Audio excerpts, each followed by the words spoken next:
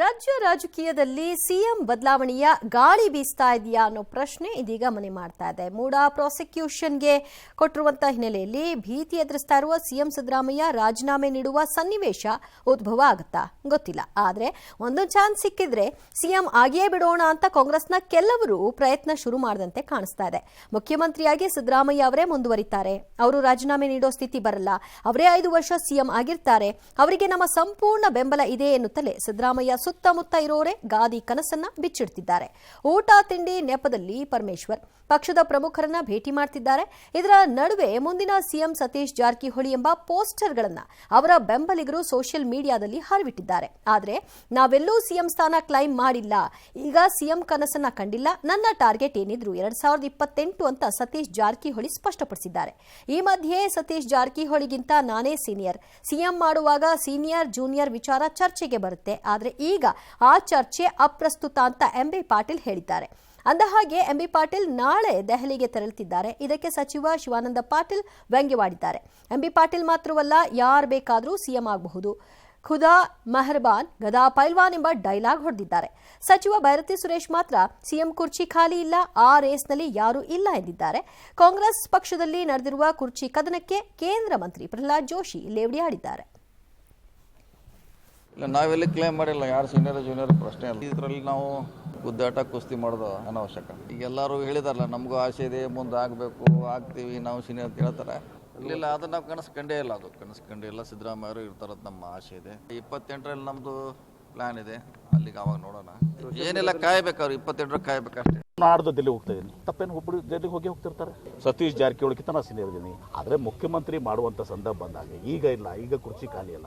Seniority ಜೂನಿಯಾರಿಟಿ ಪ್ರಶ್ನೆ ಬರೋದಲ್ಲ, ಮುಖ್ಯಮಂತ್ರಿಗಳು ಆಗುವಂಥದ್ದು ಬಿಡುವುದು ಇದು ಅಪ್ರಸ್ತುತ. ಇದು ನಾನು ಹೇಳಿದ್ದು ಮುಂದೆ ಒಂದು ದಿವಸ ನಾನು ಆಗ್ತೀನಿ ಅಂತ ಆಶೆ ಇದೆ, ದುರಾಶೆ ಇಲ್ಲ.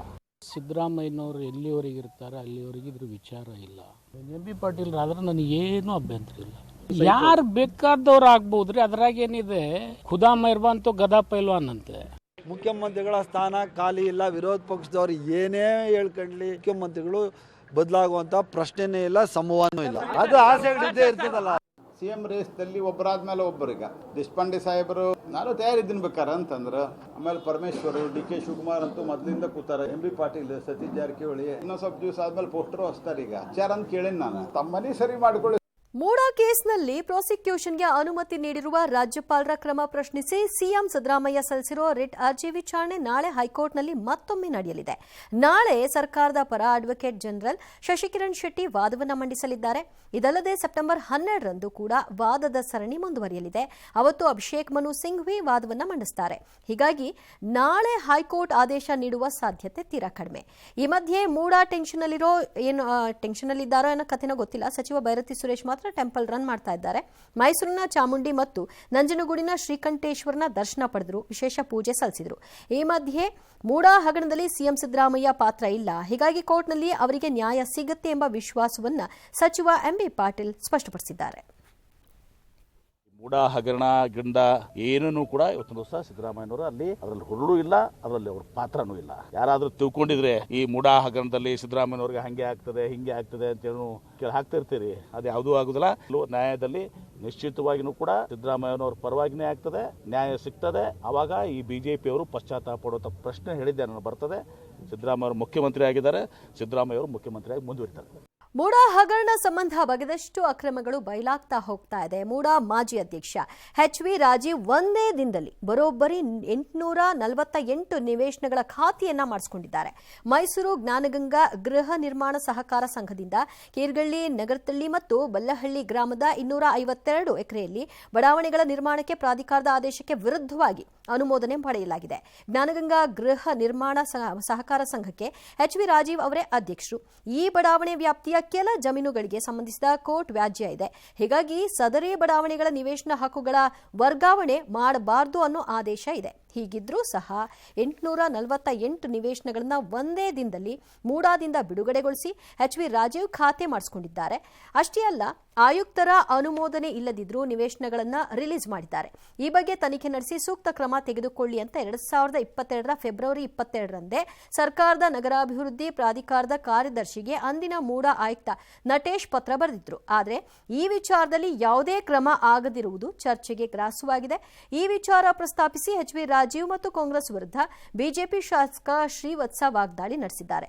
ಇನ್ನು ಹಗರಣ ಸಂಬಂಧ ಯಾರನ್ನೂ ರಕ್ಷಣೆ ಮಾಡಲ್ಲ, ಅಕ್ರಮ ಎಸಗಿದವರಿಗೆ ತಕ್ಕ ಶಿಕ್ಷೆ ಕೊಡಿಸ್ತೀವಿ ಅಂತ ಸಚಿವ ಬೈರತಿ ಸುರೇಶ್ ಭರವಸೆ ಕೊಟ್ಟಿದ್ದಾರೆ. ಮಾಡಿರುವಂಥ ತಪ್ಪನ್ನ ಮುಚ್ಚಿಕೊಳ್ಳುವ ಸಲುವಾಗಿ ಪಕ್ಷ ತ್ಯಾಗವನ್ನು ಮಾಡಿದ್ದಾರೆ. ವಿಧಾನಸಭಾ ಚುನಾವಣೆ ಸಂದರ್ಭದಲ್ಲಿ ಹೋಗ್ಬೋದಾಗಿತ್ತು, ಹೋಗಿರಲಿಲ್ಲ. ಯಾವಾಗ ಸರ್ಕಾರ ಬದಲಾಯಿತೋ ತಮ್ಮನ್ನು ತಾವು ಉಳಿಸ್ಕೊಳ್ಳುವಂಥ ಪ್ರಯತ್ನವಾಗಿ ಅವರು ಪಕ್ಷ ತ್ಯಾಗವನ್ನು ಮಾಡಿ ಕಾಂಗ್ರೆಸ್ಸನ್ನು ಸೇರಿಕೊಂಡಿದ್ದಾರೆ. ಯಾರನ್ನೂ ರಕ್ಷಣೆ ಮಾಡೋ ಪ್ರಶ್ನೆ ಇಲ್ಲ. ಇಲ್ಲಿ ಸಸ್ಪೆಂಡ್ ಮಾಡಿದ್ರೆ ಯಾಕೆ ಸಸ್ಪೆಂಡ್ ಮಾಡಿದ್ರಿ ಅಂತ ಕೇಳ್ತಾರೆ. ಸಸ್ಪೆಂಡ್ ಮಾಡಿಲ್ಲ ಅಂದ್ರೆ ಯಾಕೆ ಮಾಡಿಲ್ಲ ಅಂತ ಕೇಳ್ತಾರೆ. ಮಾಡಿದ್ರೇನೂ ಕಷ್ಟ, ಮಾಡಿಲ್ಲ ಅಂದ್ರೂ ಕಷ್ಟ. ನಮಗೆ ಬೇಕಾಗಿರೋದು ಅಪರಾಧಿಗಳನ್ನ ಶಿಕ್ಷೆಗೆ ಒಳಪಡಿಸ್ಬೇಕು ಅನ್ನೋದು ಇರೋದು. ಅದನ್ನ ಆ ಕೆಲಸ ನಾವು ಮಾಡ್ತಾ ಇದ್ದೀವಿ. ಇಲ್ಲಿವರೆಗೂ ಮೂಡಾ ಕೇಸ್ನಲ್ಲಿ ಸಿಎಂ ಪಾತ್ರ ಇದೆಯಾ ಇಲ್ವಾ ಅನ್ನೋ ಪ್ರಸ್ತಾಪ ಅಷ್ಟೇ ಆಗ್ತಾ ಇದೆ. ಆದರೆ ಅಧಿಕಾರಿಗಳ ಪಾತ್ರ ಏನು? ಅವರು ಪ್ರಾಧಿಕಾರದ ಆದೇಶಕ್ಕೆ ವಿರುದ್ಧವಾಗಿ ನಡ್ಕೊಂಡಿರುವಂತಹ ಹಲವಾರು ನಿದರ್ಶನಗಳು, ಉದಾಹರಣೆಗಳು ಒಂದೊಂದಾಗಿ ಹೊರಗೆ ಬರ್ತಾ ಇದೆ. ಇಲ್ಲಿಯವರೆಗೂ ಕೂಡ ಅಧಿಕಾರಿಗಳನ್ನ ಸಸ್ಪೆಂಡ್ ಮಾಡಿದ್ವಿ ಅಂತ ಕೈ ತೊಳ್ಕೊಂಡ್ರೆ ಸಾಕ? ಅವರ ವಿರುದ್ಧ ತನಿಖೆ ಆಗಬಾರ್ದಾ? 848 ನಿವೇಶನಗಳನ್ನು ಯಾವುದೇ ರೀತಿಯಾದಂತಹ ಪ್ರಾಧಿಕಾರದ ಅನುಮೋದನೆ ಇಲ್ಲದೆ ಹೇಗೆ ಅವರು ಖಾತೆ ಮಾಡಿಸ್ಕೊಳ್ಳಿಕ್ಕೆ ಸಾಧ್ಯ? ಅದು ಒಂದೇ ದಿನದಲ್ಲಿ. ಇದನ್ನ ಪ್ರಶ್ನಿಸಬಾರ್ದಾ? ಇದನ್ನ ಸರ್ಕಾರ ಯಾವ ರೀತಿಯಾಗಿ ಕಟ್ಟುನಿಟ್ಟಿನ ಕ್ರಮ ತೆಗೆದುಕೊಳ್ಳುತ್ತೆ ಅನ್ನೋದನ್ನ ವೇಟ್ ಮಾಡೋಣ. ಇಷ್ಟೆಲ್ಲ ಬೆಳವಣಿಗೆ ಮಧ್ಯೆ ಡಿಸಿಎಂ ಡಿಕೆ ಶಿವಕುಮಾರ್ ಅವರು ಕುಟುಂಬದ ಜೊತೆಗೆ ಅಮೆರಿಕ ಪ್ರವಾಸಕ್ಕಾಗಿ ವಿಮಾನವನ್ನು ಹತ್ತಿದ್ದಾರೆ. ಪ್ರವಾಸದ ವೇಳೆ ಅಮೆರಿಕ ಅಧ್ಯಕ್ಷೀಯ ಚುನಾವಣೆಯಲ್ಲಿ ಸ್ಪರ್ಧಿಸಿರೋ ಡೆಮಾಕ್ರೆಟಿಕ್ ಪಕ್ಷದ ಕಮಲಾ ಹ್ಯಾರಿಸ್ ಹಾಗೂ ಮಾಜಿ ಅಧ್ಯಕ್ಷ ಬರಾಕ್ ಒಬಾಮಾ ಭೇಟಿಗೆ ಡಿಸಿಎಂ ಕಚೇರಿ ಸಮಯ ಕೇಳಿದೆ. ಆದರೆ ಇದುವರೆಗೂ ಭೇಟಿ ಖಚಿತವಾಗಿಲ್ಲ. ಅಮೆರಿಕಾಗೆ ತೆರಳುವ ಮುನ್ನ ಮುಖ್ಯಮಂತ್ರಿಗಳನ್ನ ಡಿಸಿಎಂ ಡಿಕೆ ಶಿವಕುಮಾರ್ ಭೇಟಿ ಮಾಡಿ ಹಲವು ವಿಚಾರಗಳ ಬಗ್ಗೆ ಚರ್ಚೆ ನಡೆಸಿದರು.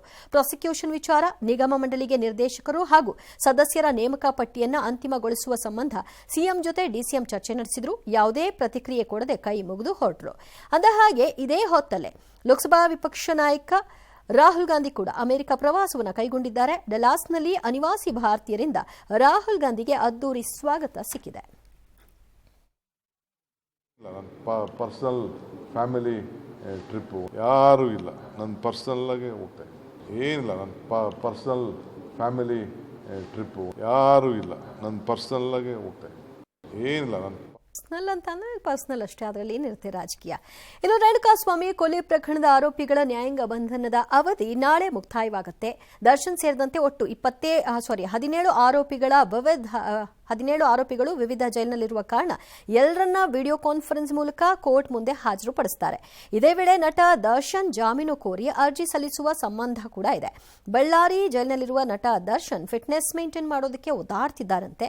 ಜಿಮ್ನಲ್ಲಿ ಬೆವರು ಹರಿಸಲು ಅವಕಾಶ ಸಿಗದ ಕಾರಣ ಊಟದ ಮೆನು ಬದಲಿಸಿದ್ದಾರೆ. ಅನ್ನ ಬಿಟ್ಟು ಚಪಾತಿ, ಮುದ್ದೆ ಊಟಕ್ಕೆ ಮೊರೆ ಹೋಗಿದ್ದಾರೆ. ಜೊತೆಗೆ ವಿಟಮಿನ್ ಟ್ಯಾಬ್ಲೆಟ್ಗಳನ್ನು ದರ್ಶನ್ ಸೇವಿಸುತ್ತಿದ್ದಾರೆ.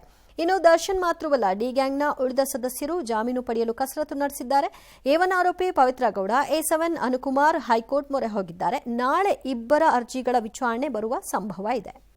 ಡಿ ಗ್ಯಾಂಗ್ ವಿರುದ್ಧದ ರೇಣುಕಾಸ್ವಾಮಿ ಕೊಲೆ ಕೇಸ್ ಏನಿದೆ, ಇದನ್ನು ಸ್ಟ್ರಾಂಗ್ ಮಾಡೋದಕ್ಕೆ ಅವಿರತ ಪ್ರಯತ್ನ ಪಟ್ಟವರು ಯಾರು ಅಲ್ಲ, ಖಾಕಿ ಟೀಮ್. ಸೊ ಈಗ ಪೊಲೀಸ್ ತನಿಖೆಯ ಕಾರಣದಿಂದಾಗಿಯೇ ಮೊದಲಿನಿಂದ ಈ ಪ್ರಕರಣ ಗಟ್ಟಿಗೊಳ್ತಾ ಇದೆ ಅಂತ ಹೇಳಲಾಗ್ತಾ ಇತ್ತು. ಅದಕ್ಕೆ ಈಗ ಚಾರ್ಜ್ ಶೀಟ್ನಲ್ಲಿ ಸಾಕಷ್ಟು ಪುರಾವೆಗಳು ಕೂಡ ದಕ್ಕಿದೆ. ರೇಣುಕಾಸ್ವಾಮಿಯದ್ದು ಅನಾಥ ಶವ ಅಂತ ನಿರ್ಲಕ್ಷಿಸದೆ ತಕ್ಷಣ ತನಿಖೆಯನ್ನ ಕೈಗೆತ್ತಿಕೊಂಡಿದ್ರಿಂದ ನಟ ದರ್ಶನ್ ಅಂಡ್ ಗ್ಯಾಂಗ್ನ ಹೆಡೆಮುರಿ ಕಟ್ಟಲು ಸಾಧ್ಯವಾಯಿತು. ಬಂಧನದಿಂದ ಚಾರ್ಜ್ ಶೀಟ್ವರೆಗೂ ಪೊಲೀಸರು ಅವಿರತವಾಗಿ ಶ್ರಮಿಸಿದ್ರು. ಆ ಮೂಲಕ ಕಾನೂನು ಎಲ್ರಿಗೂ ಒಂದೇ ಅನ್ನೋ ಸಂದೇಶವನ್ನ ಪೊಲೀಸರು ಸಾರಿದ್ರು. ಪೊಲೀಸರ ಈ ಕಾರ್ಯಕ್ಕೆ ಮೆಚ್ಚುಗೆಯ ಮಹಾಪೂರ್ವೇ ಹರಿದು ಬರ್ತಿದೆ. ಹಾಗಾದ್ರೆ ತನಿಖಾ ತಂಡದಲ್ಲಿದ್ದ ಸೂಪರ್ ಕಾಪ್ಗಳು ಯಾರ್ಯಾರು ಅನ್ನೋದನ್ನ ನೋಡೋಣ. ಸೂಪರ್ ಕಾಪ್ ಪವರ್ ಹೇಗಿದೆ? ಮೊದಲನೇದಾಗಿ ಬೆಂಗಳೂರು ಪೊಲೀಸ್ ಆಯುಕ್ತರು ಬಿ ದಯಾನಂದ್ ಅವರು very strong and very serious ಆಗಿ ಈ ಕೇಸನ್ನ ಅವರು ಕೈಗೆತ್ತಿಕೊಂಡಿದ್ರ ಪರಿಣಾಮ ಈ ಹಂತಕ್ಕೆ ಬಂದಿದೆ. ಪ್ರತಿ ಹಂತದಲ್ಲೂ ಕೂಡ ಅವರು ಮುತುವರ್ಜಿಯನ್ನ ವಹಿಸಿದ್ರು. ಚಾರ್ಜ್ ಶೀಟ್ನ ಹಂತದಲ್ಲೂ ಕೂಡ ಅವರು ಯಾವುದೇ ಲೋಪಗಳಾಗದೇ ಇರೋ ಹಾಗೆ ನಿಗಾ ವಹಿಸಿದ್ರು. ಬಿ ದಯಾನಂದ್ ಬೆಂಗಳೂರು ಪೊಲೀಸ್ ಆಯುಕ್ತರು. ಇವರು ಪ್ರಮುಖ ಮೂವರ ಪೈಕಿಯಲ್ಲಿ ಇವರು ಅಗ್ರಗಣ್ಯರು ಅಂತ ಅಂದ್ರೂ ಕೂಡ ತಪ್ಪಾಗಲ್ಲ. ಸೊ ಇವರ ಪಾತ್ರ ಏನು ಕೇಸ್ನಲ್ಲಿ? ಕೇಸ್ನಲ್ಲಿ ದರ್ಶನ್ ಹೆಸರು ತಳುಕು ಹಾಕೊಂಡಾಗ ಸಾಕ್ಷಿ ಸಂಗ್ರಹಕ್ಕೆ ಅವರು ದಯಾನಂದ್ ಅವರು ಸೂಚನೆ ಕೊಟ್ಟಿದ್ದು, ಸೂಕ್ತ ಸಾಕ್ಷಿ ಸಿಕ್ಕ ಬೆನ್ನಲ್ಲೇ ಧೈರ್ಯವಾಗಿ ಬಂಧಿಸುವಂತೆ ಅವರು ಸೂಚಿಸಿದ್ರು. ಯಾವುದೇ ಪ್ರಭಾವಗಳಿಗೆ ಮಣಿಬೇಡಿ ಅಂತ ಅವರು ತಾಕೀತು ಮಾಡಿದ್ರು. ಅದರ ಪರಿಣಾಮ ಎಲ್ಲವೂ ಕೂಡ ಹಾಗೆ ನಡೀತು. ಇನ್ನು ಸೂಪರ್ ಕೋಪ್ ಪಶ್ಚಿಮ ವಿಭಾಗ ಡಿಸಿಪಿ ಗಿರೀಶ್ ಅವರು ಕೊಲೆಯಲ್ಲಿ ದರ್ಶನ್ ಹೆಸರು ತಳುಕು ಹಾಕೊಳ್ತಿದ್ದಂತೆಯೇ ಕಮಿಷನರ್ಗೆ ಮಾಹಿತಿ ಕೊಟ್ಟರು. ಮೈಸೂರಿನಿಂದ ಬೆಂಗಳೂರಿಗೆ ದರ್ಶನ್ ಅರೆಸ್ಟ್ ಮಾಡಿ ಕರೆತರುವ ತನಕ ಸೂಕ್ತ ನಿಗಾ ವಹಿಸಿದ್ರು. ಪ್ರಭಾವ ಬೀರಲು ಕರೆ ಮಾಡಿದವರಿಗೂ ಕೂಡ ಡೋಂಟ್ ಕೇರ್ ಅನ್ನೋ ಆಟಿಟ್ಯೂಡ್ ತೋರಿಸಿದ್ರು. ಲೋಪವಾಗದಂತೆ ಸಂಪೂರ್ಣ ತನಿಖೆಯ ಮೇಲುಸ್ತುವಾರಿಯನ್ನ ಗಿರೀಶ್ ಅವರು ಹೊತ್ಕೊಂಡ್ರು.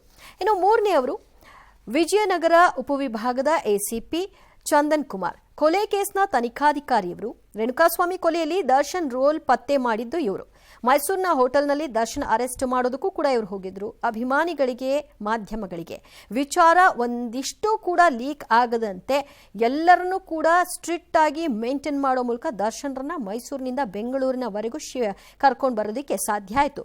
ಇತರ ಆರೋಪಿಗಳ ರೋಲ್ ಪತ್ತೆ ಮಾಡಿ ಅರೆಸ್ಟ್ ಮಾಡಿದ್ದು ಕೂಡ ಇವರೇ. ಇನ್ನು ಸಾಕ್ಷ್ಯಗಳ ಸಂಗ್ರಹ ಕಾರ್ಯದಲ್ಲೂ ಕೂಡ ಪ್ರಮುಖ ಪಾತ್ರವನ್ನ ಚಂದನ್ ಕುಮಾರ್ ಅವರು ನಿರ್ವಹಿಸಿದ್ದಾರೆ. ಇನ್ನು ಮುಂದುವರೆದಂತೆ 4ನೇವರು Byatarayanapura sub division ACP Bharath Reddy. Renukaswamy ಕೊಲೆಯಲ್ಲಿ ಆರೋಪಿಗಳ ಪತ್ತೆ ಕಾರ್ಯದಲ್ಲಿ ಅವರು ಪಾತ್ರವನ್ನು ವಹಿಸ್ತಾರೆ. ದರ್ಶನ್ ಅವರನ್ನ ಅರೆಸ್ಟ್ ಮಾಡ್ತಾರೆ. ಈ ವಿಚಾರ ಲೀಕ್ ಆಗದಂತೆ ನೋಡ್ಕೊಳ್ತಾರೆ. ದರ್ಶನ್ರನ್ನ ಮೈಸೂರಿನಿಂದ ಬೆಂಗಳೂರಿಗೆ ಶಿಫ್ಟ್ ಮಾಡ್ತಾರೆ. ಇತರೆ ಆರೋಪಿಗಳ ಅರೆಸ್ಟ್ ವಿಚಾರದಲ್ಲೂ ಕೂಡ ಅವರು ಪಾತ್ರ ವಹಿಸ್ತಾರೆ.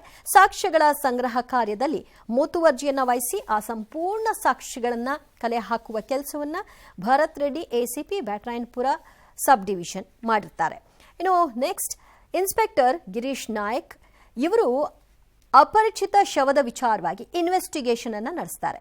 ಎಲ್ಲೋ ರಾಜಕಾಲುವೆಯ ಬಳಿ ಬಿದ್ದಂತಹ ಒಂದು ಶವ ಯಾರೋ ಮೂವರು ಬಂದು ನಾವೇ ಮಾಡಿರೋದು ಒಂದು ಹಣಕಾಸಿನ ವ್ಯವಹಾರಕ್ಕೆ ಅಂತ ಹೇಳ್ಕೊಂಡಾಗ ಅದನ್ನ ಆ ಕ್ಷಣಕ್ಕೆ ನಂಬಿ ಕೈ ತೊಳ್ಕೊಳ್ದೆ ಮುಂದುವರೆದಂತೆ ತನಿಖೆಯನ್ನ ಕೈಗೆತ್ಕೊಳ್ತಾರೆ. ಶರಣಾದ ರಾಘವೇಂದ್ರ, ನಿಖಿಲ್ ನಾಯಕ್, ಕೇಶವಮೂರ್ತಿಯ ವಿಚಾರಣೆ ನಡೆಸ್ತಾರೆ. ದರ್ಶನ್ ಗೆಳತಿ ಪವಿತ್ರ ಗೌಡಳನ್ನು ಕೂಡ ಅರೆಸ್ಟ್ ಮಾಡುವಂತಹ ಕೆಲಸವನ್ನ ಗಿರೀಶ್ ನಾಯಕ್ ಅವರು ಮಾಡ್ತಾರೆ. ಇನ್ನು ಕಾಮಾಕ್ಷಿಪಾಳ್ಯದ ಇನ್ಸ್ಪೆಕ್ಟರ್ ನಾಗೇಶ್ ಅವರು ಆರೋಪಿಗಳನ್ನ ಪೊಲೀಸ್ ಕಸ್ಟಡಿಗೆ ಪಡ್ಕೊಳ್ತಾರೆ. ಸ್ಟೇಟ್ಮೆಂಟ್ ಅನ್ನ ದಾಖಲು ಮಾಡ್ಕೊಳ್ತಾರೆ. ಸ್ಪಾಟ್ ಮಹಜರು ಕಾರ್ಯದಲ್ಲಿ ಎಲ್ಲ ಆರೋಪಿಗಳನ್ನ ಕರ್ಕೊಂಡು ಹೋಗಿ ಸ್ಪಾಟ್ ಮಹಜರು ಮಾಡ್ತಾರೆ.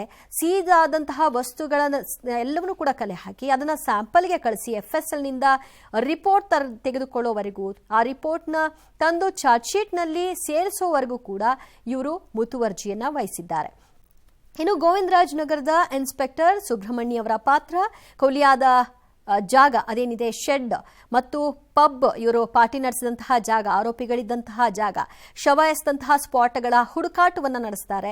ದಾರಿಯುದ್ದಕ್ಕೂ CCTVಗಳ ಪರಿಶೀಲನೆ ಕಾರ್ಯ ಆಗುತ್ತೆ. ಆರೋಪಿಗಳ ವೆಹಿಕಲ್ ಮೂವ್ಮೆಂಟ್ಗಳನ್ನು ಪತ್ತೆ ಹಚ್ಚುತ್ತಾರೆ. ಚಹರೆಗಳ ಪತ್ತೆ ಕಾರ್ಯ ಮಾಡ್ತಾರೆ. ಕೃತ್ಯಕ್ಕೆ ಬಳಸಿದ ವೆಹಿಕಲ್ಗಳನ್ನು ಕೂಡ ಸೀಸ್ ಮಾಡುವ ಕೆಲಸವನ್ನ ಮಾಡ್ತಾರೆ ಗೋವಿಂದರಾಜ್ ನಗರದ ಇನ್ಸ್ಪೆಕ್ಟರ್ ಸುಬ್ರಹ್ಮಣ್ಯ.